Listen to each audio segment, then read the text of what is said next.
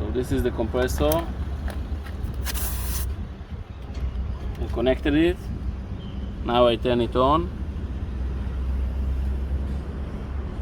As you can see, I choose a bar 2.3. Now I start the pump, and as you can see, you can hear the voice of the pump, but there is nothing in the display. It's just zero. So we don't know what is the status of the pressure. And again, I choose something different, 2.4 bar. When I start it, there's nothing. You couldn't know what is the pressure.